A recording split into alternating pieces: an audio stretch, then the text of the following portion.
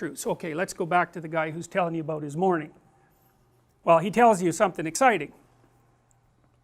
Well, then imagine that 10 people tell you something exciting, and then you extract out the pattern of them dealing with this problem from that, and so then you have a, that's what you do if you're an author, right? Because in a book, you don't want the book exactly to be about what ordinary people do in ordinary times in their life. It's like, you already know how to be ordinary during ordinary times of your life. That's not useful. You know, you wouldn't watch a videotape of yourself. Imagine you videotaped yourself during a day, and then next day you watched that. It's like, God, who would want to do that? So what seems to happen in stories is that they distill. So they watch people watch people, and then they tell stories about what they see, but they leave a lot out of those stories. Everything that's boring, hopefully. And then more and more stories about exciting things get sort of aggregated, and then maybe a great writer comes along and writes something really, really interesting. Profound character transformations. And then you say, well, that's fiction. And then you say, well, that's not true, because it's fiction. But then maybe that's not right. Maybe it's more than true. Because who wants the truth? The truth is mundane reality, and you've already got that mastered. What you want is the distillation of interesting experience. And you might think, well, why is it interesting? Well, that's a really good question, because you don't actually know. And believe me, you really don't know, because you'll be interested in things that just don't make any sense at all. I'm going to walk you a bit today through Pinocchio, and we'll do that more the next time too. You know, but I want to tell you a little bit about that movie to begin with, just so you know how crazy you are. So, you know the plot. How many people have seen the Disney movie Pinocchio? Okay, so lots of people. So that's strange enough in itself that so many people have seen it, and it's worth thinking about. You know, you tend to show your kids that movie, but you think about the movie, you're doing some pretty weird things when you're sitting there watching that movie, man. First of all, it's drawings, right, and they're low resolution drawings. You don't care, and you watch The Simpsons, or maybe what's that called?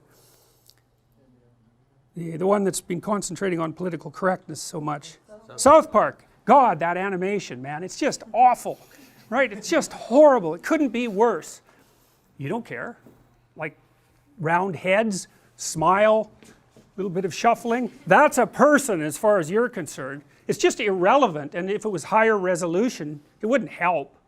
You just need the bare bones, right, to hang your perceptions on. So you watch this drawing, that's Pinocchio, beautiful drawings, animated in a sequence.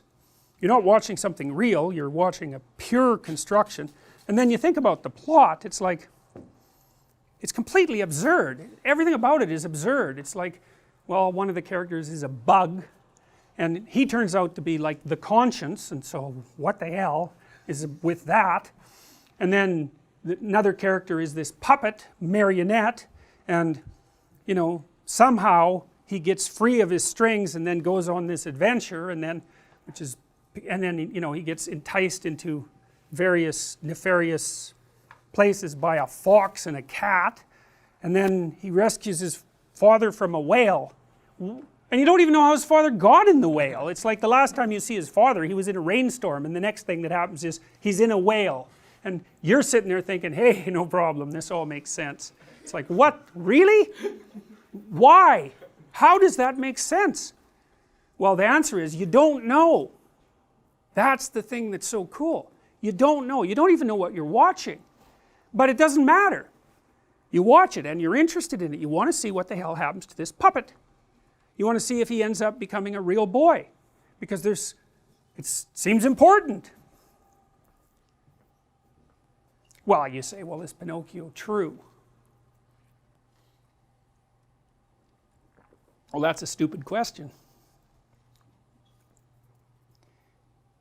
It's partly a stupid question because the answer is it depends on what you mean by true.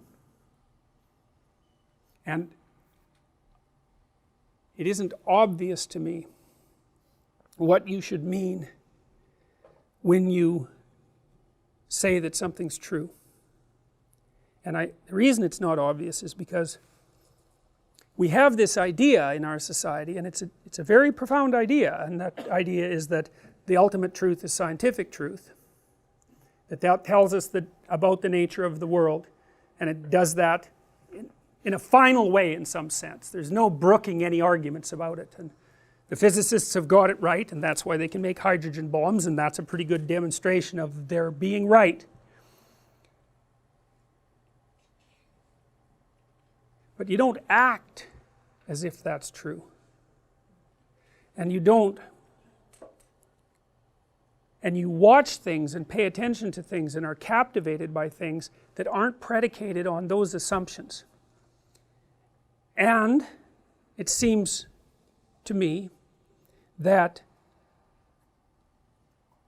there is a problem of what the world is made out of, but there's a bigger problem, and that's the problem of how you should conduct yourself in the world.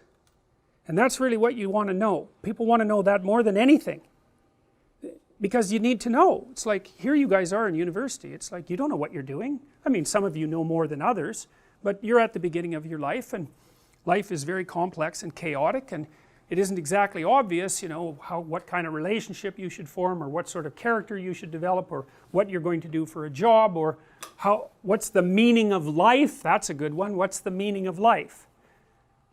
Well, and you know, people come to university, at least many of them, and that's kind of what they want to find out. Now Paglia, her notion is that, you could think about it this way, is that articulated knowledge is embedded in inarticulate knowledge, and inarticulate knowledge is the domain of literature and art and high culture, let's say. And we sort of know what it means, but we don't exactly know what it means. It means more than we know, and then outside of that is what we don't know at all. And that's an idea that Jung developed as well, and maybe Paglia picked it up from Jung, because Jung believed that, you know, there was this domain that we had mastered in every domain, and then there was a domain outside of that which you could think of as unexplored territory, and what we met unexplored territory with was our creative imagination, and that what we were trying to do with our creative imagination is to figure out how to deal with that unexplored territory. We were producing dramas that we could act out that would help us deal with what we still hadn't mastered, and then outside of that there's just what we don't know at all.